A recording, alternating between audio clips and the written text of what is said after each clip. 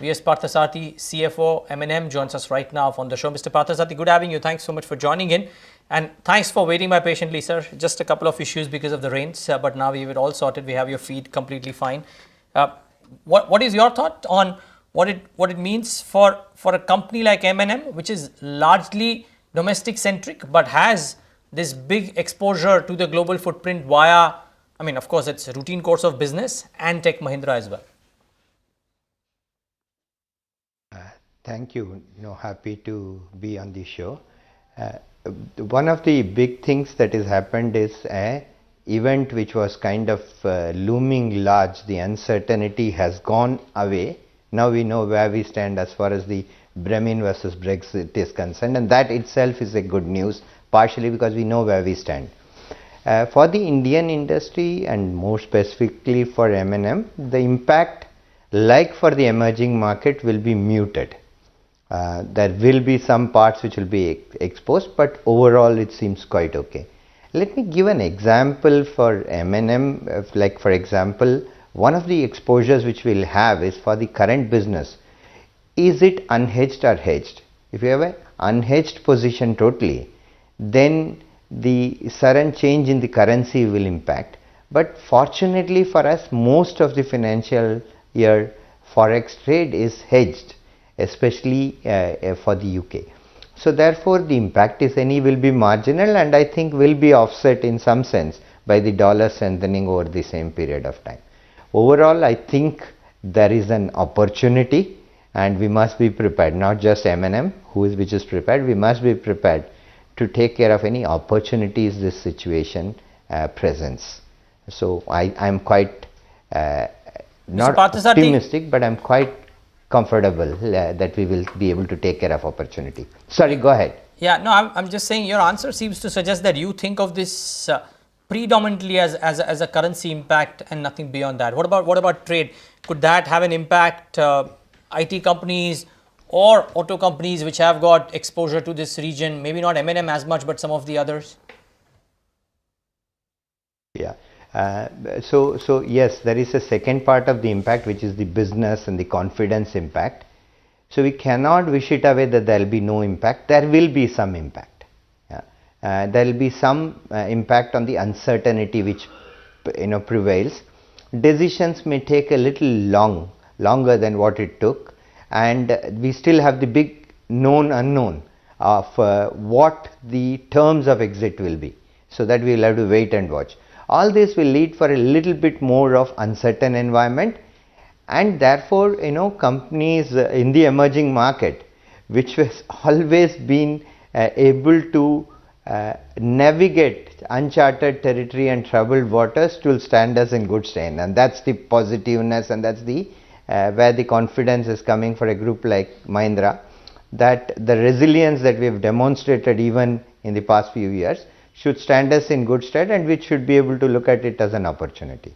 But yes, there will be certain amount of slowdown and certain amount of changes which will happen due to uncertainty, but that's what throws up opportunities as well. Okay. Now, Mr. Parthasarathy, you did mention about the impact, the currency impact rather, and if you can talk about or tell us about what are the kind of components that you import from EU as well as UK, and will the volatile currency impact your business operations? That's in a sense we do import something, okay, yeah, from Europe and from lesser from UK than in Europe, and we do export. So in a sense our portfolio from an M&M as a standalone company's point of view is fairly matched, so we don't see much of an impact there. When it comes to some of the group companies, they may have varying kind of impact, most of which overall put together is muted, as I said. Just somebody asked about CIE and Mahindra CIE.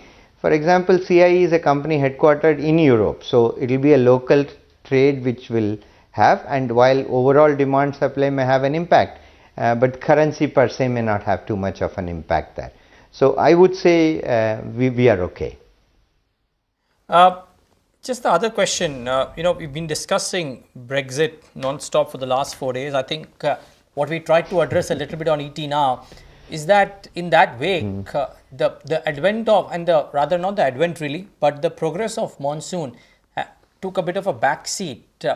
What are you hearing? Because you obviously have a keener ear to the ground than most others when it comes to monsoon. What are you hearing? Because over the weekend we also heard that while yes, it's been pouring in Bombay and a few other pockets, Deccan has been bereft of good monsoon, and that kills any kind of positives because of the progress.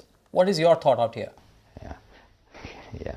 So the first one is that you rightly said that it took some bit of challenge to set up this communication link because of rain.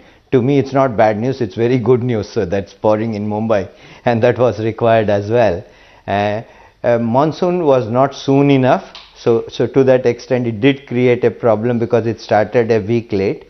But overall put together, I think the deficit is getting cut down from the earlier deficit, which I was seeing on a higher level. It's coming down, and I'm very hopeful that the prediction of both the agencies are looking towards a much better July than what June was, and that should kind of make up for any shortfall.